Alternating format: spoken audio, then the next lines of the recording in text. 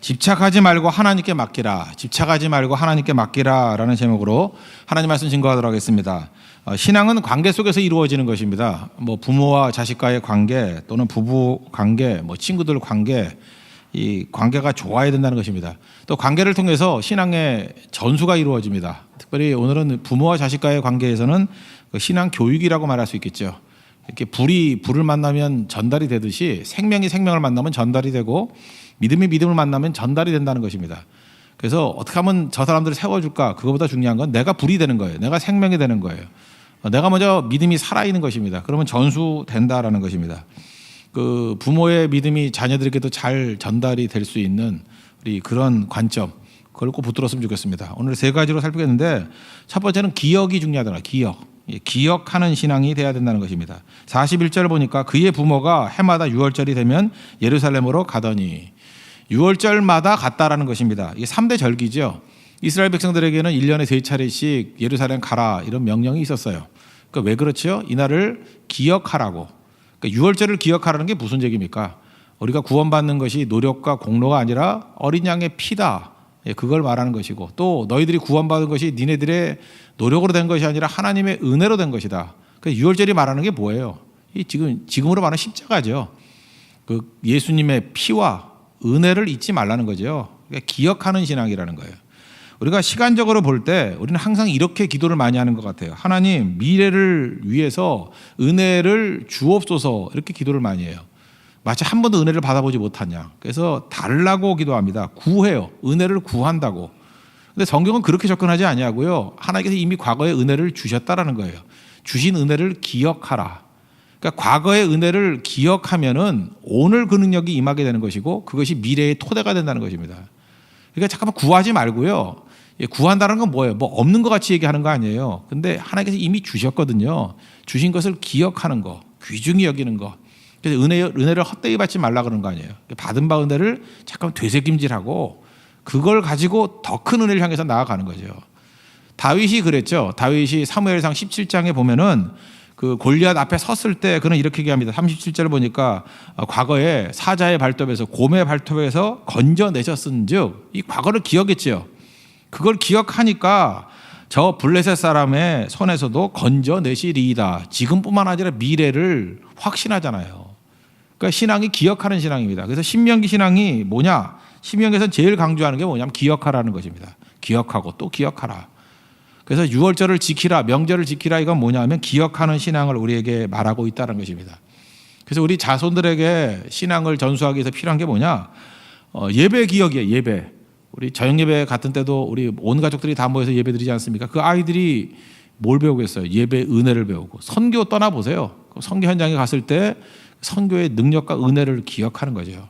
저도 어렸을 때 기억나는 게 그 여의도 순복음교회 가기 전에 조용기 목사님이 서대문에 있었습니다. 거기 서대문 쪽에 있었는데, 그때는 천막에다가 옛날에 뭐 교회가 없었어요. 건물이 다 가마지 깔아놓고 뭐 앉아서 하고 그랬거든요. 근데 그 어머니가 거기 안고 갔던 거 기억나요. 하여튼 뭐 설교 기억 안 나고 아무것도 기억 안 나는데, 하여튼 이렇게 어려운 상황에서도 무지하게 많이 오는구나. 또 어렸을 때 부흥회 하면 그 자리가 모자라가지고 강대상에 다 올라갔거든요. 저도 강대상에 올라가서 주로 잤어요. 이렇게 잤는데 뭐 무지하게 하여튼 예배 길게 하는구나. 그 느낌밖에 없어요. 한 3시간씩 했거든요. 그래서 잘 수밖에 없었어요. 어린 나이에. 그렇지만 그때 그 냄새, 강대상 냄새, 그 분위기, 그걸 잊을 수가 없어요. 그죠? 그걸 기억하는 거죠. 74년생이면 15기인데 74년도에 여의도 광장에서 엑스폴로 74라는 게 있었거든요. 그때 한 100만쯤 모였을 거예요. 아마 여의도에 사람 모이기 시작한 건 처음이었을 거예요. 그죠? 빌리 그레이엄 목사님이 오셔가지고 뭐 집회를 했는데, 뭐 집에도 안 갔어요. 그때는 여의도까지 가는 차가 없었거든요. 그래서 마포부터는 이렇게 걸어갔다고요. 걸어서 그 마포대교 건너서 가고 그랬는데, 거기서 그냥 자는 사람도 있었고, 근데 제일 멋졌던 게 뭐냐면 비가 왔었거든요. 비가 억수같이 왔는데 뜨는 사람이 없어요. 비 맞아가면서. 그죠? 그때 뭐 적어도 한 70만, 80만이 있었을 거예요.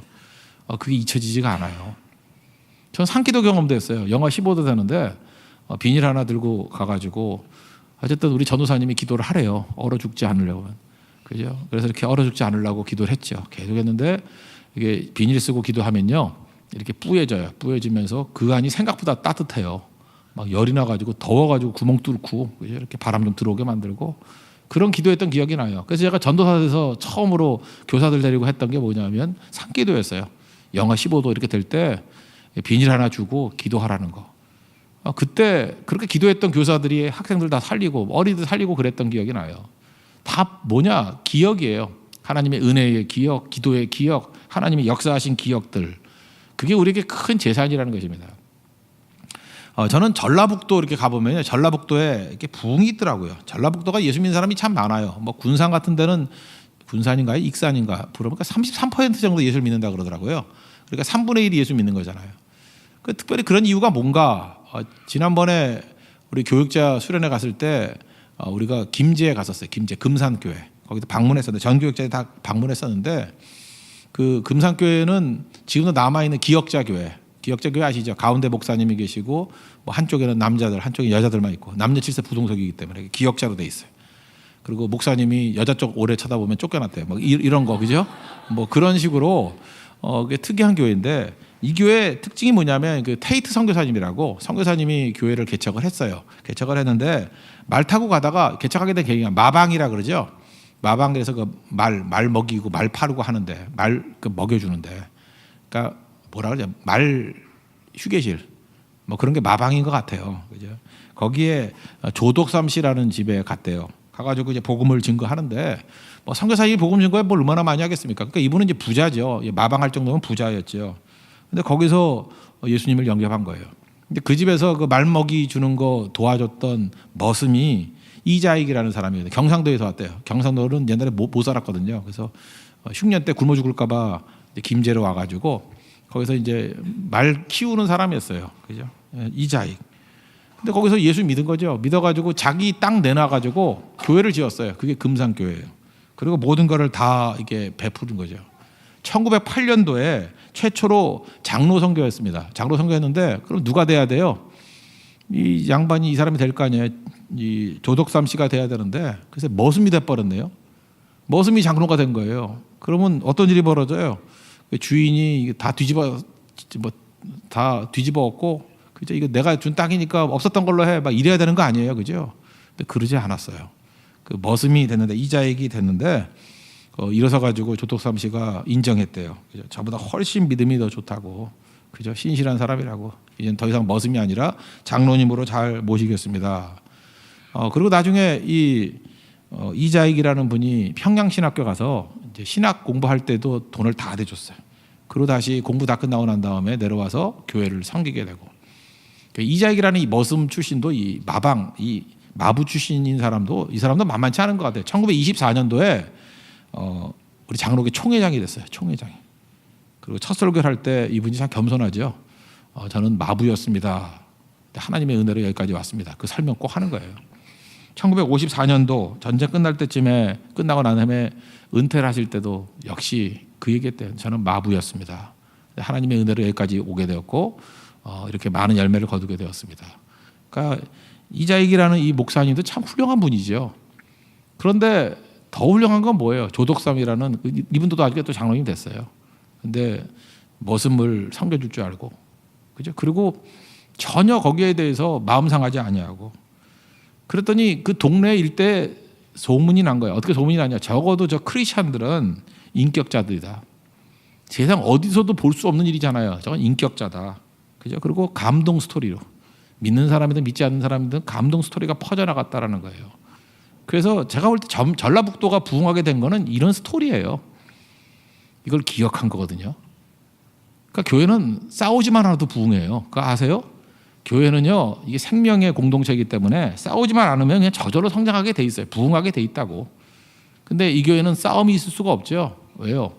좀 문제가 생기다면 조덕삼 장로님을 생각하게 되고 이자익 머슴 출신의 이 목사님을 생각하게 되고 어디 누가 이거 싸움을 벌이겠어요? 그러니까 평온한 거예요. 그죠? 이 기억하는 거. 하나님 주신 은혜를 기억하는 거. 그래서 좋은 교회는요, 좋은 기억을 많이 품는 거예요. 마귀는요, 나쁜 기억하게 만듭니다. 우리 히브리서 얘기할 때도 말씀을 드렸지만 야곱에 대해서 야곱 우리는 뭘 기억해요? 맨날 형 속인 거, 뭐 아버지 속인 거, 팥죽 맨날 이런 것만 생각하잖아요. 근데 거기서 기억하는 거는 야곱은 예배자였다. 하나님께 경배하는 자였고 축복하는 자였다. 딱 두 가지만 기억해요. 그죠? 그래서 야곱에 대해서 그거를 기억하면서 따라가잖아요. 이게 승리의 길이라는 것입니다. 여러분들 잊지 말고 우리 감사한다라는 거의 전제는 뭐냐면 기억이거든요. 그래서 thank의 어원하고 think의 어원이 똑같다 그러잖아요. 생각하면 감사하게 된다고. 그러니까 생각하는 게 뭐예요? 기억하는 거거든요. 메모리, 메모아. 그죠? 이렇게 기억하는 거, 기억.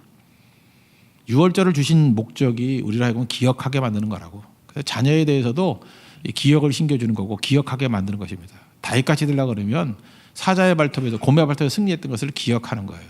그래서 여러분들 자꾸만 하나님 은혜를 주십시오. 이거보다도 하나님 은혜를 기억하게 해주세요. 승리를 기억하게 해주세요.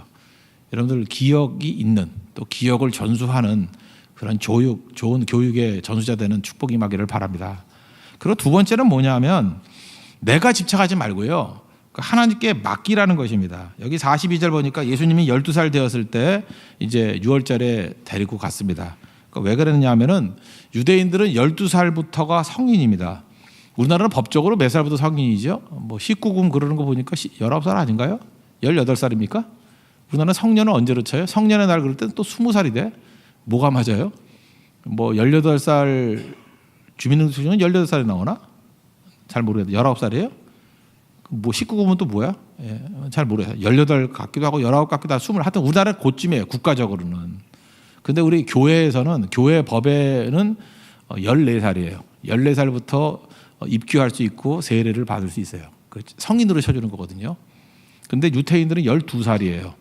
저도 12살이 맞다고 생각합니다. 12살이면 중학교 1학년이나 초등학교 6학년쯤 되면은 자기 능력을 가지고 신앙을 고백할 수 있어요. 교육받은 것을 자기 신앙 고백이 가능한 나이라고요.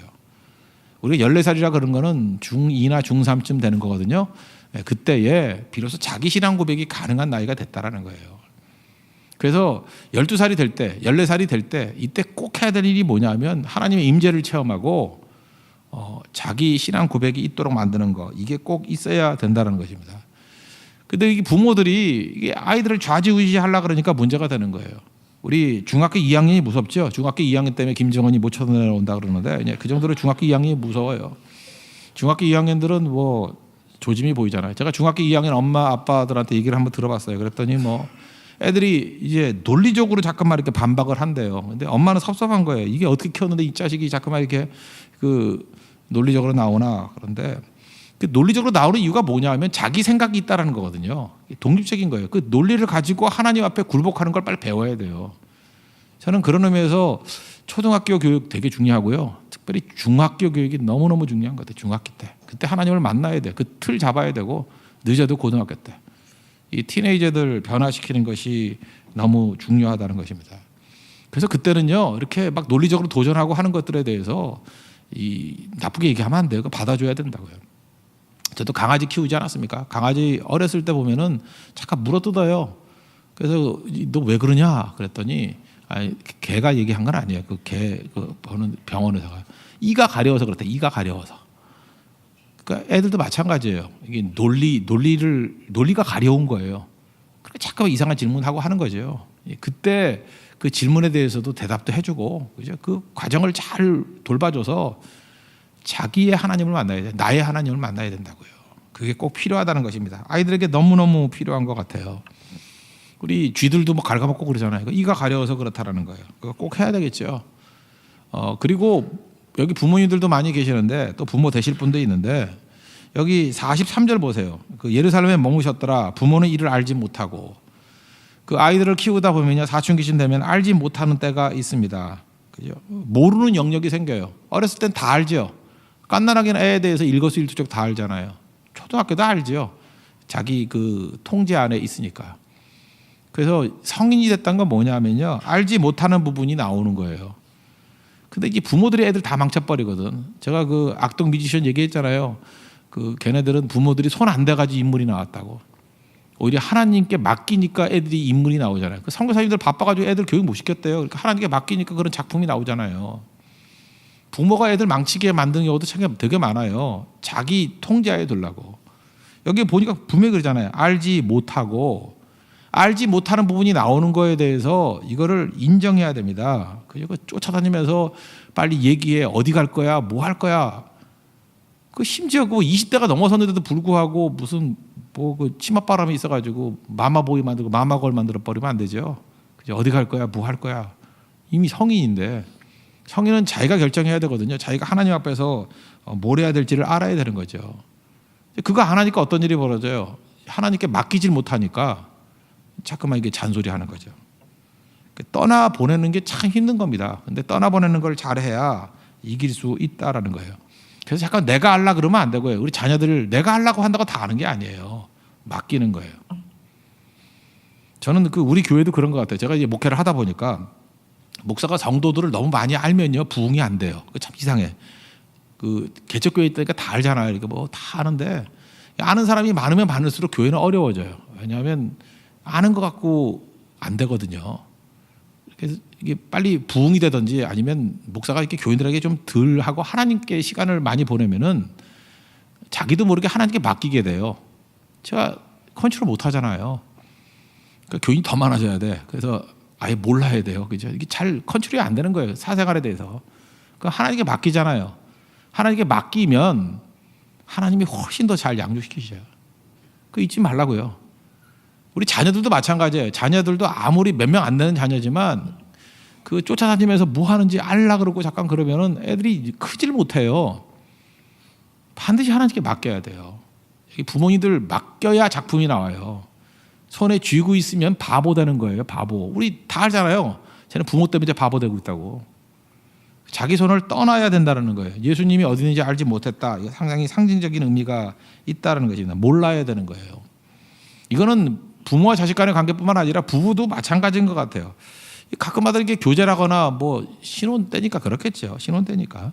예. 그 어떤 남자는요. 전 남자 중심으로 한번 볼게요. 남자는 총각 때는 별 볼 일 없었어. 이렇게 빌빌대는 애였는데 결혼하고 난 다음에 날개를 다는 남자가 있어요. 결혼 잘한 거예요. 여자가 이렇게 붙들어 매려고 그러지 않고 후원해줘요. 이 새장 속에 있는 새 날개가 있는 이유가 뭐예요? 날라고 있는 거죠. 근데 자기가 컨트롤하려고 그러면 어떻게 돼요? 새가 날개가 있음에도 불구하고 새장에 집어넣는 거예요. 자꾸만 새장에 집어넣는 사람이 있어요. 나만 보겠다고. 그러면 자기가 집착을 할 수 있겠지만 날 수는 없는 거죠. 근데 어떤 사람은 보면은 새장에서 이렇게 풀어줘요. 결혼과 동시에 이게 풀어줘. 그래서 비로소 내가 날 수 있는 새였구나라는 것을 깨닫게 만드는 사람들이 있더라고요. 이게 좋은 사람이에요. 자녀도 마찬가지예요. 자녀를 새장에 집어넣으면 안 되고요. 날개가 있거든요. 창공을 향해 날 수 있도록 만드는 거. 그건 떠나 보내줘야 된다는 거예요.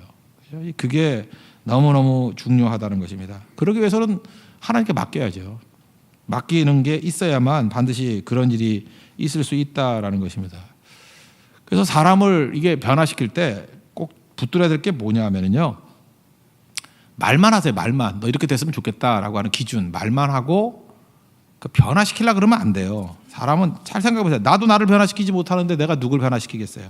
사람은요. 이렇게 말한다고 뭐 억지로 한다고 변화되는 게 아니에요. 변화는 하나님만 시키는 거거든요. 그래서 부모가 해야 될 일은 뭐냐 하면 기준을 말해주고 기다리는 거예요. 그리고 또 하나는 기도하는 거죠. 얼마나 답답해. 답답하니까 잔소리하면 안 되고 기도하는 거예요.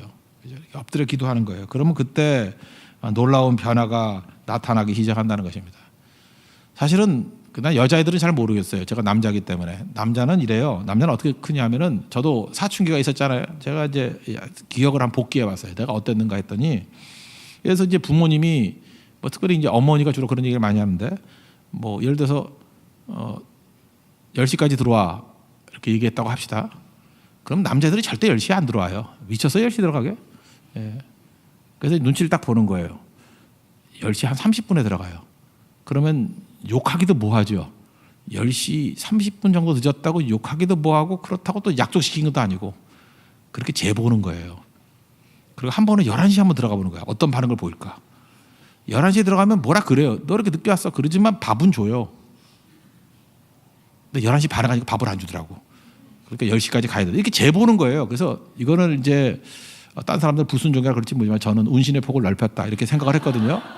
그러니까 남자들은 항상 이렇게 운신의 폭을 넓히는 거예요. 넓혀가면서 그렇게 재보는 거라고. 그죠? 저는 그런 과정이 되게 중요하다고 생각해요. 그래서 자기가 결정을 하는 거예요. 어느 정도까지 내가 해야 되고 이게 안전한 거고 이게 위험한 거고 그러면서 커가는 거죠. 그게 되게 중요해요. 독립돼 가는 거예요. 독립돼 가는 거. 그리고 넓어지는 거고. 부모님이 없으면 안 되겠죠. 있어야 되겠지만 그 부모님 만나가지고 그 얘기 속에 이렇게 묶여만 있으면 안 되고 돌아올 둥지가 있기 때문에 조금씩 도전해 보는 거예요. 좀 이상한 애들 만나보고 그러다가 만나지 말라 그랬거든요. 그랬더니 안 되겠고 돌아오고. 그러나 그 얘기에 그냥 그대로 이렇게 묶여요. 세장 안에 묶여 있어가지고 나가지도 마, 아무것도 하지 마 그러면 도저히 인물이 나올 수가 없겠죠. 그죠? 그 남자들은 그런 것 같아요. 남자들은. 여자들은 뭐 잘은 모르겠고. 그래서 결혼하고 난 다음에도 마찬가지예요. 이게 배우자를 위해서 고치려 그러면 안 돼요. 요즘에는 뭐 많이 안 그러지만 옛날에 그 결혼하기 전에 이렇게 오면은요 형제 자매들에게 제가 물었어요. 니네 왜 결혼을 하려 그러니? 뭐 이런 거. 그러면 그 결혼하려는 사람이 왜 결혼을 하려 그러니? 그럼 대답 못하는 애 되게 많아요. 그러니까 그럴 때 한번 정리해 보는 거예요. 이렇게 질문은 자기를 정리하는 시간이에요. 그런 다음에 상대가 고쳤으면 원하는 게 뭐냐 뭐 이런 거 물어봐요. 물어보면 이렇게 쭉 얘기를 해요. 저는 그거 잘 듣지도 않아요. 쫙 듣고 그냥 물어보면 볼 뿐이에요. 이렇게 뭐 이거 고쳤으면 좋겠습니다. 그러면서 저는 무조건 안 듣고 마지막 한마디예요. 그거 못 고쳐 그래요. 못 고쳐요. 결혼 전에 이렇게 불만이 있잖아요. 결혼하면 절대로 못 고쳐요. 고칠 수 없습니다. 그걸 말하고자 하는 거예요. 못 고친다고. 그리고 결혼하신 분 하겠지만 빙산의 일각이에요. 본게 빙산의 일각이야. 그보다 더해. 얘가 약간 더러운 줄 알았더니 아니에요. 완전 더러운 애예요. 씻지도 않고 뭐 약간 정리를 안 하는지 알았더니 아예 정리를 안 해요. 빙산의 일각이에요. 근데 그걸 진짜인지 알고 이제 원망하고 살아가는데 모든 사람이 다 그래요. 빙산의 일각이에요. 사람은 변화 안 됩니다. 제가 목회가 힘들었을 때가 언제였냐면은 성도들을 변화시키려고 그럴 때였어요. 이 변화된다고 생각하니까 힘든 거예요. 변화 안 되니까 낙심도 하고. 근데 이제 전제가 성도는 변화 안 된다라고 믿거든요. 변화 안 돼요. 뭐가 변화가 돼? 어쩌다 변화되는 거예요. 어쩌다가는 뭐냐면 하나님이 변화시키는 거예요. 그러니까 내가 변화시키려고 그러니까 피곤해지는 건데 일단 변화 안 된다는 걸 전제로 하고 변화는 하나님 만나면 변화돼요. 그러니까 부담이 없잖아요. 뭐 하나님 변화시키는 거지 내가 변화시키는 건가? 나도 나를 변화 못 시킨다니까요. 내가 언제 변화됐느냐? 하나님 만났을 때 변화됐어요. 하나님이 깎으시는 거예요, 그거를. 똑같은 거죠. 그러니까 기도하고 기다리고 말해줄 뿐이에요. 이게 가는 길이야라고 정도로. 그리고 기다려줘야 됩니다. 그래서 여러분 믿음이라는 게 인내인데 인내는 그거예요. 하나님이 일하신다는 것을 믿고 기다리는 거예요. 내가 하는 게 아니거든요. 그러니까 안달 안 하죠. 다 믿고 맡기는 거. 근데 여기 엄마가 그거 잘 못하잖아요. 그죠? 46절 보니까 사흘 후에 성전에서 만난 즉 그가 선생 중에 앉으사 그들에게 듣기도 하시며 묻기도 하시니 참 기특하죠. 예수님께서 벌써 큰 거죠. 이제 커가지고 이 선생들과 대화도 막 나누고 막 그러지 않습니까? 이걸 바라보면서 우리도 느껴야 되는 게 뭐냐면 나하고만 있으면 절대 성장 못해요. 그래서 뭐 CC라 그러죠. 캠퍼스 커플이라든지 교회 철시 커플이라든지 이런 애들이 성장을 못해요. 여자는 잘 모르겠어요. 제가 남자니까 남자애들은 성장을 못해요. 왜냐하면 그 이상한 여자가 껍딱지같이 붙어가지고 둘이만 있기를 원하니까 남자는 많이 만나야 되거든요. 뭐 여자분들은 잘 모르겠어요. 제가 남자로서의 청년기를 겪었기 때문에 자꾸 만나야 되거든요. 만나려 그러면 세 장에 가둬두는 사람을 만나면 안 돼요. 그럼 성장이 없어요. 신뢰하면서 잠깐 나가라 그래야 돼요. 날갯짓 막 하는 거죠. 날갯짓. 그래서 좋은 사람 만나면요 더 좋은 친구를 만나요. 친구들 더 만날 수 있고 또 만나야 될 게 스승 만나야 되거든요. 스승도 만나야 되고 영적 지도자 만나야 되고 그다음 물론 뭐 청년들이라 그러면 배우자 만나야 되고 또 동역자도 만나야 되고 공동체 만나야 되고 그러기 위해서는 세상 속에 같이 있으면 안 되겠죠. 자꾸 만나는 거. 예수님 보세요. 12살부터 이렇게 선생들과 만나서 대화할 정도로 넓어진 거죠. 이거 아버지 어머니 밑에 있어서는 이거 성장 못해요. 그죠? 선생들 만나가지고 넓은 데로 가게 만들어야 된다라는 것입니다. 그런데 48절 보니까 그 엄마가 와가지고 이르되 아이야 어찌하여 아이도 아닌데 성년인데 그죠? 아이야 어찌하여 우리에게 이렇게 하였느냐 보라 내 아버지와 내가 근심하여 너를 찾았노라 그러죠. 이게 사실 이게 옳은 접근은 아니에요. 그죠? 예수님이 이렇게 풀어놔야 되는데 이때만 해도 마리아가 이거를 알지 못한 거죠. 이런 의미에서 아버지는 얘기를 안 해요. 제가 성경을 아무리 찾아봐도 요셉은 대사가 없어. 성경에 요셉이 말한 데가 없어요. 그죠? 요셉은 여기도 분명 요셉도 같이 간 것 같은데 그냥 엄마가 대신 얘기해 줘. 여기 보세요. 네 아버지와 내가 근심하여 너를 찾았노라. 아버지는 근심만 하지 말은 안 해. 그죠? 뭐 이런 거 있죠. 그러니까 이 아버지도 필요하고 어머니도 필요한 것 같은데 여기서 이 어머니가 이거 잘한 것 같지는 않죠. 이 모습이. 그죠? 잘한 것 같지는 않아요. 그래서 예수님께서 약간 질책성의 얘기죠. 49절 보니까 어찌하여 나를 찾으셨습니까? 내 아버지 집에 있어야 될 줄을 알지 못했습니까? 이렇게 얘기하죠.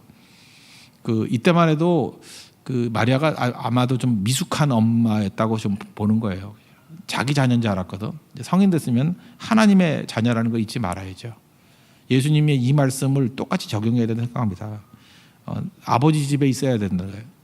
육신의 부모가 케어해 줄 분야가 있고요. 그 이후에는 하나님 아버지가 케어할 부분이 있어요. 하나님께 맡겨야지 크는 거예요. 우리 교회도 마찬가지입니다. 성도들이 정말 성장하기 위해서 필요한 게 뭐냐면 하나님께 맡겨야 돼. 교회도 맡겨야 되고 성경도 맡겨야 되고 그래야 하나님이 일하시는 거예요. 우리 자녀도 하나님께 맡기면 되는 거예요. 악동 뮤지션 얘기했잖아요. 하나님께 맡기기 가는 인물이 나오는 거라고. 맡겨야 돼요. 내가 간섭하려고 그러면 안 되고 집착하려고 그러면 안 되고. 그래서 하나님이 맡겨야 일하신다는 거. 기억과 맡김이에요. 그죠? 기억하라. 맡기라. 이게 신앙 전수고 이게 교육입니다. 그리고 세 번째는 자기 자신에 관한 얘기인데 영적 깊이가 있어야 돼요. 오히려 교육이라는 것은 내가 깊어지는 거예요. 그때 교육이 되는 겁니다. 51절 보니까 여기에 이 모든 말을 마음에 두니라 그랬죠. 이 마리아의 깊이를 얘기하고 있어요. 마음에 간직했다. 마리아는 그래도 뭔가 좀 있는 것 같아요. 그죠?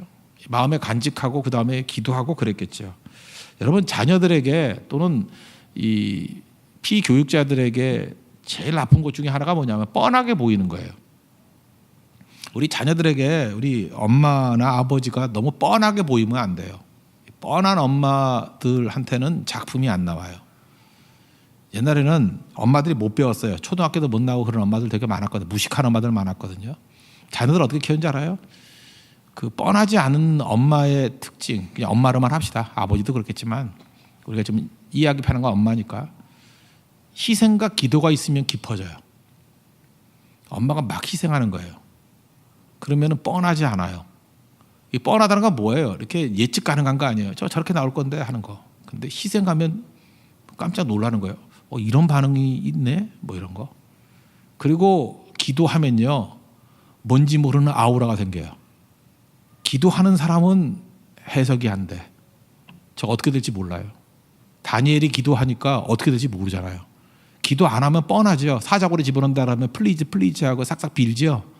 근데 뭘 할지 몰라요. 우리 성경을 보니까 다 아는 거지만 다니엘의 친구들이 뭘 할지 몰라요. 그래서 옛날에 어머니들은요. 기도하는 어머니였어요. 그래서 뻔하지 않았어요. 어떻게 반응할지 몰랐어요. 근데 이때부터 마리아가 좀 깊이가 있는 것 같죠. 이걸 다 말하지 아니하고 뭐라고 얘기해요? 이 모든 말을 마음에 두니라. 마음에 둔다는 게 뭐예요? 묵상했다라는 거예요. 묵상하고 기도했다라는 거예요. 그 마리아의 내면 세계를 다 이해하지 못할 내면 세계를 형성하기 시작했다는 것입니다. 그래서 비밀이 있는 거예요. 여러분도 마찬가지입니다. 여러분 개인적으로는 이렇게 비밀이 있어야 돼요. 비밀. 하나님과 나누는 비밀. 그죠? 기도의 영역이 있어야 돼요. 그런 영역이 있으면요. 절대로 뻔하게 보이지 않습니다. 근데 엄마들이 기도도 안 하고 아이들이 볼 때 최악의 엄마는 뭐냐면 이거예요. 엄마를 다 이기는 거예요. 엄마 새벽 기도 왔으니까 이제 수요일 날은 안 올 거야. 애들이 다 읽어요. 그죠? 엄마가 규칙적으로 그렇게 하거든. 이번에 백화점 세일하니까 분명히 거기 가 있을 거야. 그죠? 지금 엄마는 자고 있을 거야. 그냥 그러는 거예요, 맨날. 성교가 있고 친구 모임이 있다면 분명히 친구 모임 갈 거야. 그게 뻔한 거거든요. 그 아이들이 다 읽어요. 그 아이들한테 최고의 재앙은 뭐냐면 뻔한 부모예요. 아빠도 뻔하고 엄마도 뻔한 거야. 그럴 때 애들이 성장 못해요. 근데 아이들이 해석이 안 되는 거야. 우리 엄마는 저 뭐지? 뭐가 있는 것 같아요. 그죠? 뭐 문제가 생기면 말도 안 하고 맨날 교회 와서 엎드려 있고 그 물어봐도 대답도 안 해줘. 뭐 우리 집에 무슨 문제 있어요? 그래도 대답도 안 해. 근데 엄마는 기도만 하는 거야 계속. 궁금하죠. 그래서 무슨 기도 하나 우두커니 보는 거예요. 그리고 그것이 몇 년이 지나니까 그때 큰 위기가 있었는데 기도로 극복한 거고 그 기도가 사실은 집안을 살린 거가 되고 길을 연 것이 되고 그게 마음에 두는 거예요. 그런 깊이가 있어야 돼. 영적 깊이. 이건 재산입니다. 그래야 전수가 돼요.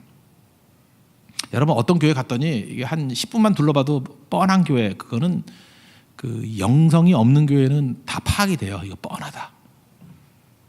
근데 얼핏 봐도 심지어 1년을 다녀도 파악이 안 되는 교회도 있어요.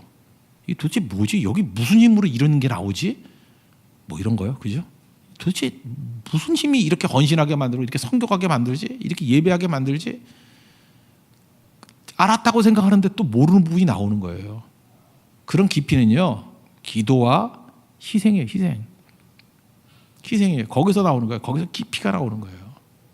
이게 뭐 기독교하고는 관계가 없겠지만 뭐 비슷한 거 하는 옛날 펠레 예를 한번 들게. 펠레 되게 가난했거든요. 그 1940년생입니다. 그 축구 황제 펠레.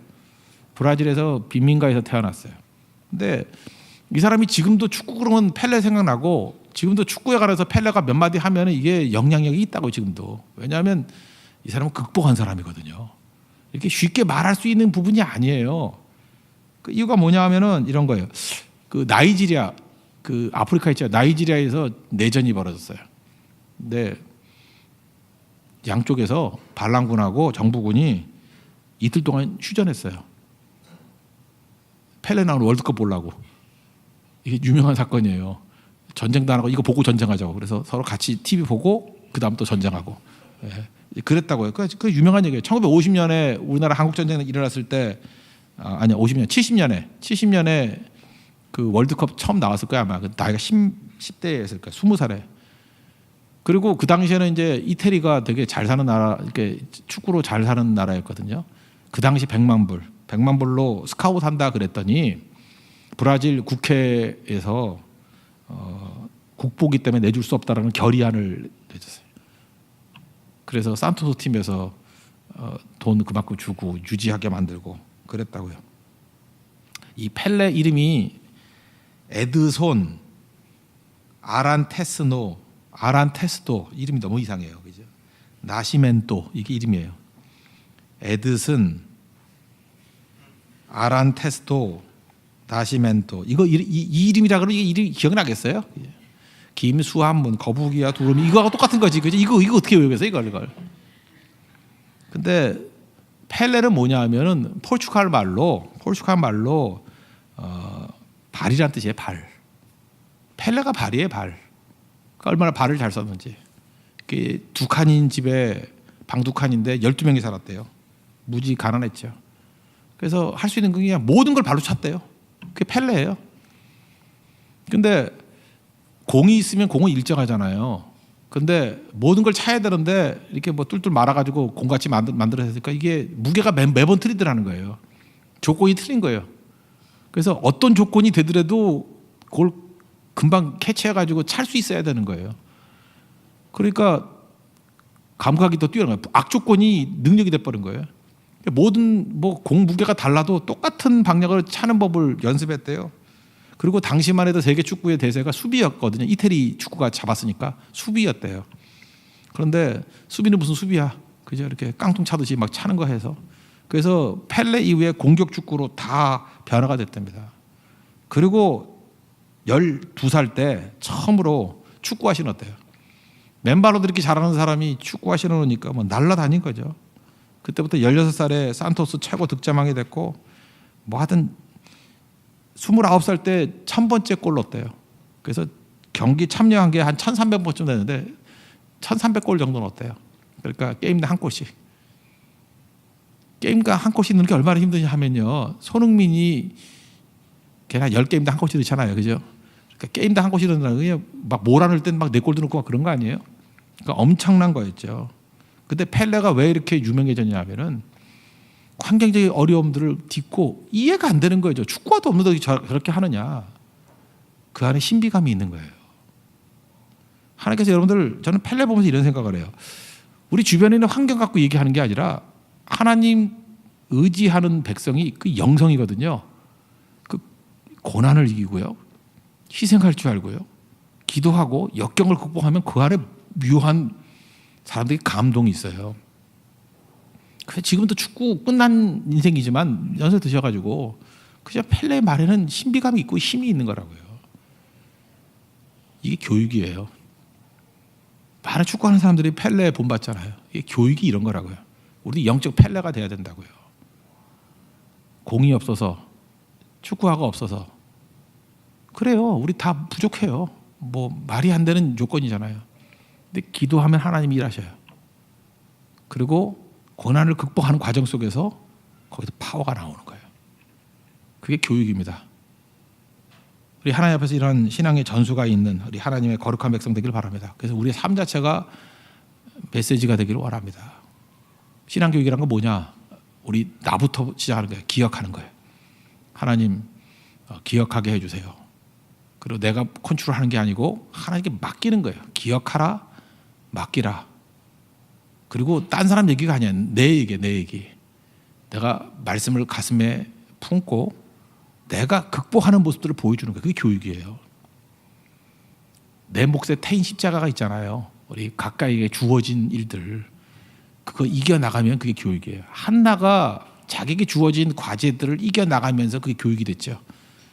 그게 사무엘을 낳고 교육하는 정도뿐만 아니라 그게 이스라엘의 교육이 됐어요. 그래서 한나의 노래 사무엘상 2장은 사실은 다윗의 노래예요. 중심을 보신다 할 때 그 중심, 그게 한나의 노래에서 다 품어내 나오는 거거든요. 그게 이스라엘의 신앙 재산이 됐다고요.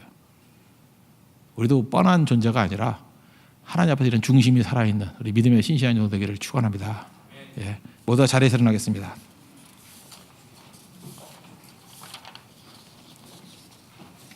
우리 예배자 찬양합시다. 나는 예배자입니다.